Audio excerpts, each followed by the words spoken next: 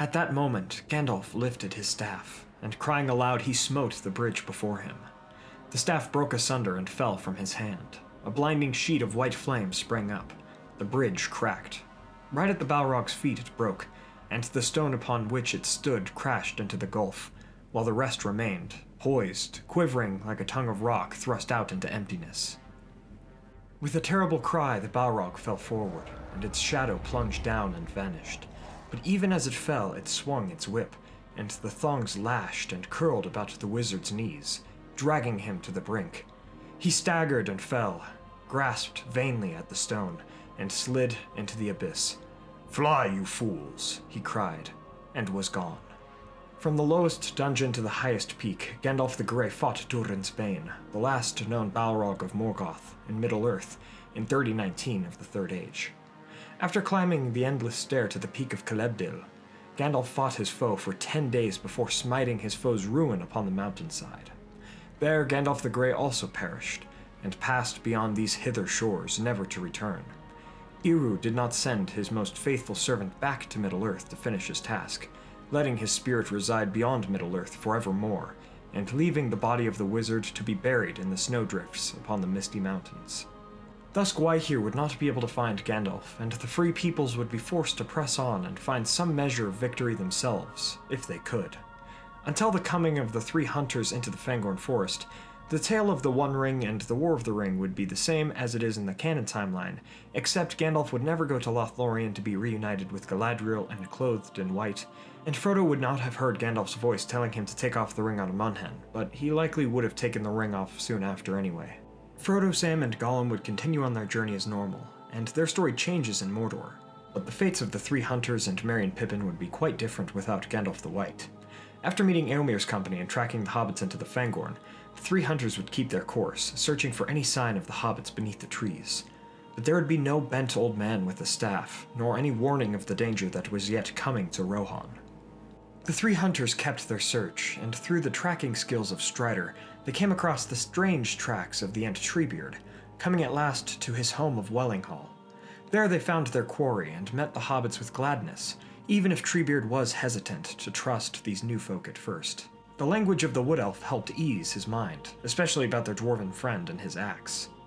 As in the original timeline, the voices of the hobbits convinced Treebeard that the hobbits were not orcs when they had met. While there was merriment that night in Wellinghall, and the five companions and their Ent friend drank Ent drops and grew taller, they did not know of the shadow coming to Edoras. Far away in the hall of Meadowseld sat an old king, shrunken by his deviant advisor, Grima Wormtongue. While the fair maiden Éowyn waited upon her uncle, her brother Éomer sat imprisoned after he had threatened Wormtongue. And further away, in Gondor, the men of that land were gathering their strength in the attempt to repel the Dark Lord Sauron and his forces from Mordor. But the three hunters and the two hobbits were not idle either, for they still knew the threat of Saruman and his fighting Uruk-hai. So they would urge Treebeard to take up arms against Saruman. This part of the tale would remain much the same to the original timeline, except the three hunters would await the results of the Entmoot also, hoping to strike at Isengard and defeat Saruman before he could launch more attacks, whether such assaults were in pursuit of Frodo and the Ring or otherwise. The Entmoot would be successful, as it is in the book, and the Ents would go to Isengard, with Merry, Pippin, Aragorn, Legolas, and Gimli upon them, ready for battle. And indeed, Isengard was laid bare to them, as Saruman did not expect an attack, lest not from the trees of the Fangorn Forest. The walls, gate, and dams would be overcome, and the river redirected to break the industry of the White Wizard. While there was a victory in Isengard, and the wizard was locked away in his tower, far away many good folk were slaughtered as their town burned. Without Gandalf's coming to Edoras, Theoden was never freed from his inaction, nor was light brought into his hall.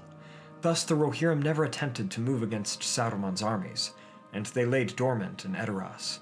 And so came the Uruk-hai and Dunlendings, and without the protection of Helm's Deep nor the warriors among the three hunters and the arrival of Gandalf and Erkenbrand with reinforcements, the people of Rohan never stood a chance, and the kingdom of Rohan fell to the treachery of Saruman.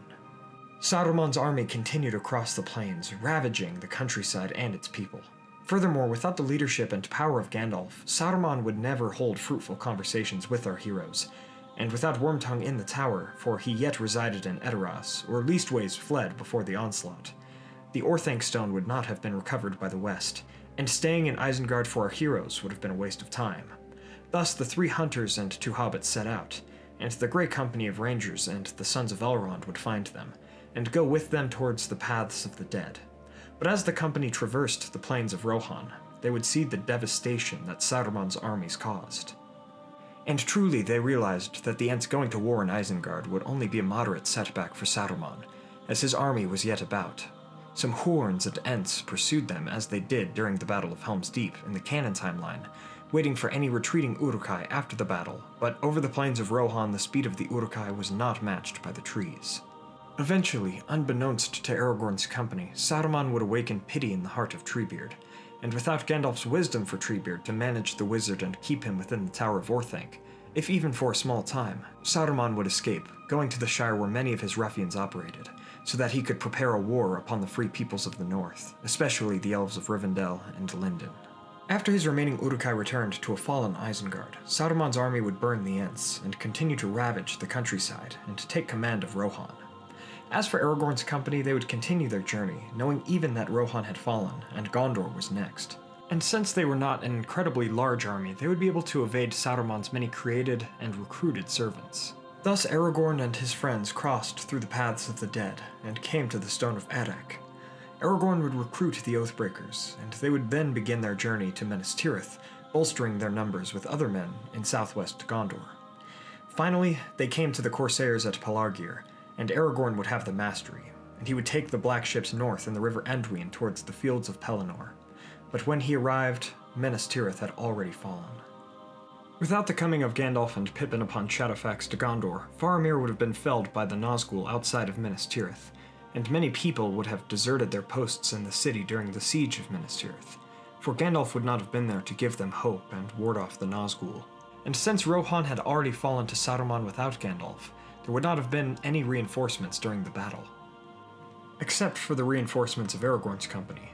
Thus, after seeing the devastation, Aragorn, Legolas, Gimli, Merry, Pippin, and the others knew that all hope was lost, and since the Oathbreakers had already been spent fighting the Corsairs, the last army of free men in Middle-earth, besides those in Dale, would have fought to the bitter end upon the plains of Pelennor, and the kingdom of Gondor would have been overrun. And far away, over the mountains of Shadow, Frodo and Sam traversed the plains of Gorgoroth, making their way to Mount Doom. But the armies of Sauron and Mordor made it difficult to cross, and since no help came unlooked for at the Black Gate, Frodo and Sam were forced to maneuver around the orcs. Their hobbit stealth helped for a time, but they were pursued by Gollum, who was even stealthier. The hobbits knew in their hearts that the battles turned ill in the west, and that decimated their hope.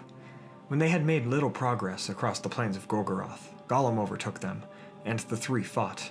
This battle would go poorly for the hobbits, as their compassion, even for Gollum, and desire for secrecy in Mordor overcame them, and Gollum would take the ring from Frodo, leaving the hobbits to their bitter fate in Mordor. But Gollum would not make it far. Sauron's forces had already captured him once, and since Rohan and Gondor had already fallen, there were more Nazgul present in the area. One would see Gollum and carry him to the Dark Tower of Barad-dûr. Hope would be lost, and Sauron would reclaim his ring and claim dominion over all lands in Middle-earth. His conquest against the remaining free peoples would be swift and terrible, and the Lord of the Rings would now be the Lord of the Earth.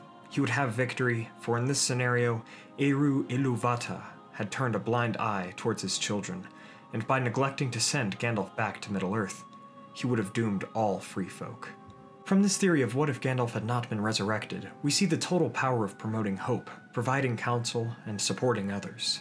Without Gandalf the White doing this for many characters in The Lord of the Rings, Sauron would have indubitably been victorious in his conquest. Hey guys, Yoiston here, and I hope you all enjoyed today's theory. It was a rather dark one, but without one of the chief characters returning to life in The Lord of the Rings, I believe the story would have gone this way. But what do you all think? Would it have gone like this, or would it have been different? Let me know in the comments below. If you enjoyed this video, please hit that like button and share this with a friend. Also, please check out our music channel, Facebook, Twitter, merch, and Patreon for our Discord server and podcasts in the description below.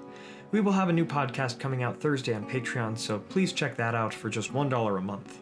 Finally, don't forget to subscribe and hit that bell button to join the Men of the West and all of the free peoples today, And I'll see you all again next week with a video continuing our Timeline of Arda series, where we will talk about the Battle of the Sudden Flame and the breaking of the Siege of Angband. As always, everyone, thank you all so much for watching and for joining me on this adventure. Until the next one, my great friends.